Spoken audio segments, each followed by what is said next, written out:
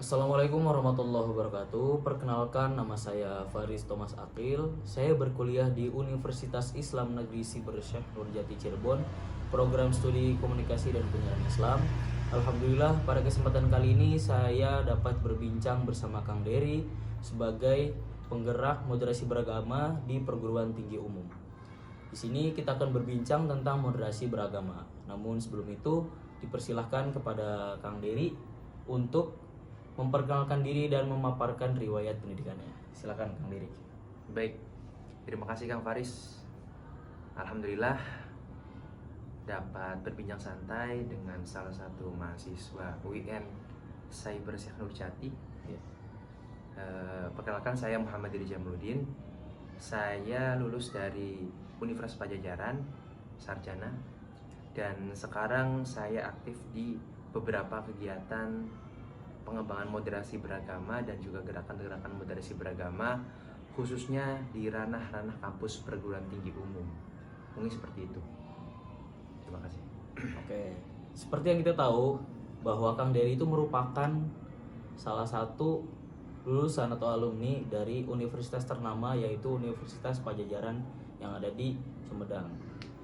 Mungkin untuk mempersingkat waktu, marilah kita langsung ke pertanyaan-pertanyaan inti yang akan diajukan kepada Kang Dery.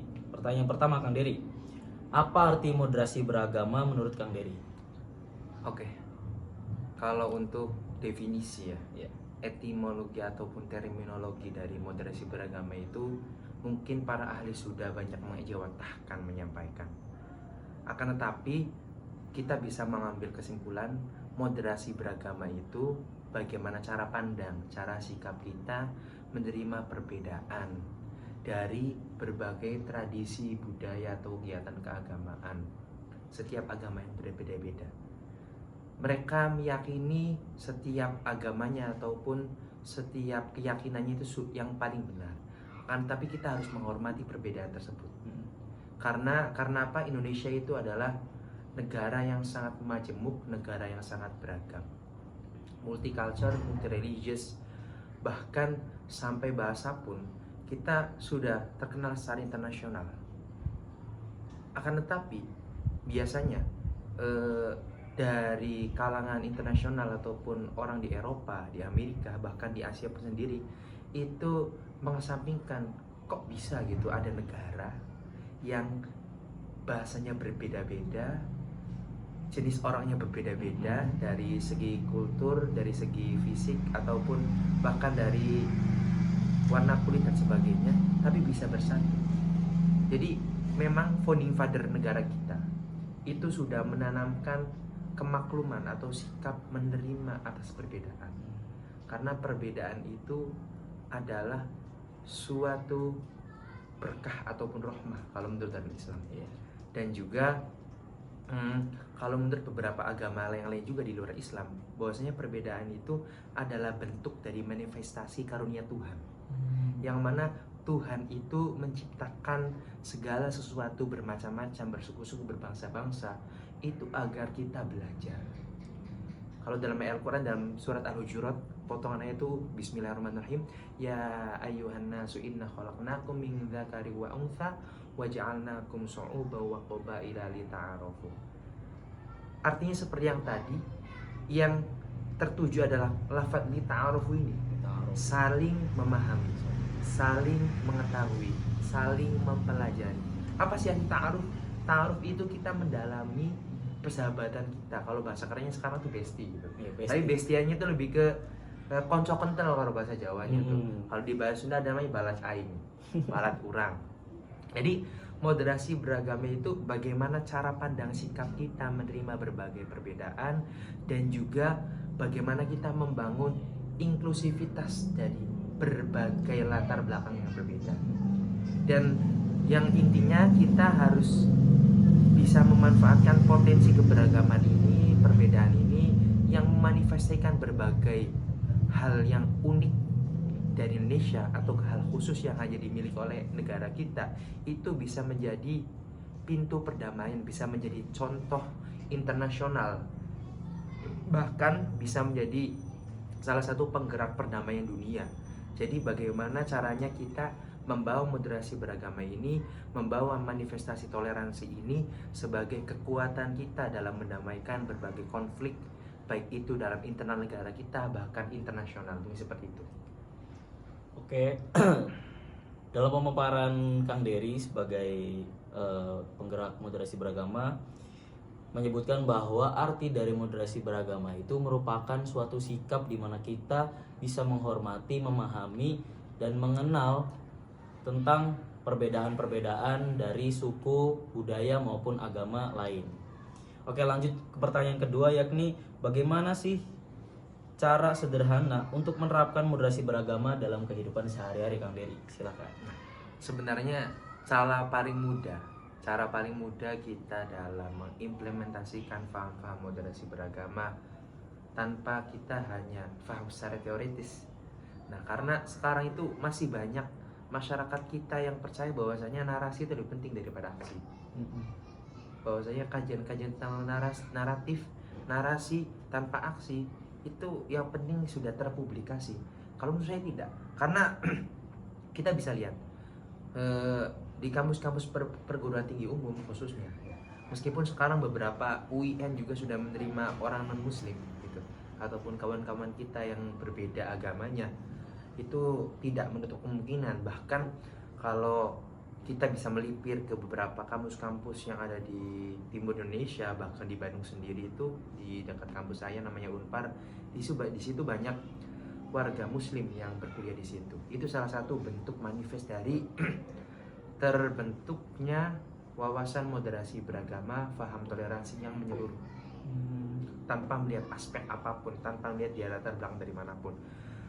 Jadi gampangnya moderasi beragama itu bisa kita tahu implementasinya itu seberapa efektifkah indikator itu terjalankan dalam suatu lembaga atau suatu instansi. Jadi sebelum kita masuk ke implementasinya, kita harus mengetahui ada 4 indikator moderasi beragama. Yang pertama itu komitmen kebangsaan, yang kedua itu adalah toleransi tentunya, dan yang ketiga itu adalah anti kekerasan, dan yang keempat itu adalah penerimaan atau menghargai tradisi. Nah, ketika 4 poin ini bisa tersampaikan atau bisa kita lihat secara langsung dalam kehidupan sehari suatu instansi atau suatu lembaga, berarti mereka sudah mengimplementasikan moderasi beragama secara menyeluruh tanpa melihat aspek latar belakang yang berbeda ini, karena sudah toleransi sudah selesai. Salah satu contohnya kampus yang sudah menerapkan moderasi beragama, karena saya penggerak di kampus umum, itu adalah UGM dan IPDN. Yang paling dekat itu IPD Jatinangor karena dekat dengan kampus saya. Jadi di situ itu setiap taruna di sana kan bahasanya, karena taruna karena mereka itu ikatan dinas. Taruna itu harus mengikuti kegiatan-kegiatan keagamaannya sesuai dengan latar belakang agamanya. Jadi di sana itu sudah terbangun 6 rumah peribadatan di PDN yang di seluruh Indonesia ya. Nah, itu salah satu infonya, dan memang yang baru saya tahu hanya satu kampus umum negeri di Indonesia, itu adalah Universitas Gadjah Mada. Di situ sudah baru sekitar 2 tahun itu sudah membangun 6 rumah peribadatan di salah satu kawasan, namanya kawasan moderasi beragama atau kawasan toleransi, yang mana setiap mahasiswa UGM itu kalau melaksanakan kegiatan keagamaannya itu boleh di tempat tersebut dari berbagai agama. Jadi tempat pertemuan, lebih ke forum group discussion, bahwasanya kita bukan bahas perbedaan agama kita dan saling membenarkan atau siapa yang paling benar, tapi bagaimana kita bisa berkumpul membahas kegiatan sosial apa atau sosial charity apa yang bisa kita lakukan bersama untuk bisa merepresentasikan bahwasanya Indonesia yang beragam ini bisa menjadi kekuatan, bisa menjadi kebersamaan, dan juga khususnya kita bisa menolong sesama manusia, atau kita dengar kata Gus Dur itu memanusiakan manusia tanpa kita melihat mereka itu dari suku mana, dari bangsa mana, dari berbahasa apa. Karena yang namanya empati, simpati, dan peduli itu tidak ada batas. Akan Akan tetapi kalau di dalam keagamaan, khususnya di agama kita ya Islam, selain kegiatan-kegiatan yang berkaitan dengan akidah dan ibadah, itu boleh kita lakukan, muamalah, jual beli dan sebagainya, bahkan kita menolong sesama manusia, atau kita berdiskusi bahwasanya hukum yang moderat seperti apa, ataupun kita membahas bagaimana kondisionalisasi kita ketika pekerjaan atau atasan kita yang non muslim dari luar negeri yang notabene tidak mengetahui Indonesia yang sangat beragam, mereka memaksakan, kok kamu sering meninggalkan beberapa waktu gitu, padahal saya butuh kamu. Kan orang-orang luar negeri banyak yang nggak tahu bahwasanya Islam itu ada 5 kali sehari sholatnya, masih banyak. Jadi kita juga harus memberikan edukasi kepada para orang-orang luar negeri yang bekerja di sini, entah itu jadi atasan ataupun jadi pegawai di sini. Jadi moderasi beragama secara umum, harapan dan tujuan besar kita itu bagaimana moderasi beragama itu bisa termanifestasikan di seluruh aspek kehidupan, tidak di pendidikan ataupun hanya di ranah-ranah keislaman yang banyak orang Islamnya saja gitu. Seperti itu. Jadi bagaimana kita mewujudkan perdamaian di berbagai macam bentuk masyarakat Indonesia ini, seperti itu. Masya Allah, emang pengetahuan tentang moderasi beragama dari Kang Dery ini sangat-sangat tinggi ya guys. Oke, langsung ke pertanyaan terakhir, yakni apa pesan yang ingin Kang Dery sampaikan kepada generasi muda terkait moderasi beragama? Untuk pesan mengenai moderasi beragama, menurut saya sekarang itu adalah zaman yang sudah melewati globalisasi ya. Jadi kalau dalam beberapa kajian 5 tahun belakang kita mengenal era digitalisasi, era disrupsi atau percepatan yang tak kenal ruang dan waktu, seperti itu. Bahkan Indonesia sendiri itu kalau kita melihat membandingkannya, mohon maaf sebelumnya karena memang kita melihat secara teknologi itu bahkan hampir beberapa tahun kita sedikit tertinggal. Jadi untuk teknologi dan beberapa cara untuk opsi mengembangkan akademis keilmuan ataupun implementasi inovasi dan bahkan produksi suatu keilmuan, Indonesia itu masih sangat kurang, bukan tertinggal bahasanya. Tapi kita jangan berkecil hati karena bahwasanya segala sesuatu kekurangan atau segala sesuatu yang belum kita capai itu pasti ada waktunya kita bisa mendapatkannya. Dan memang bagaimana caranya moderasi beragama ini ataupun paham-paham nilai-nilai moderasi beragama ini yang 4 tadi itu bisa menjadi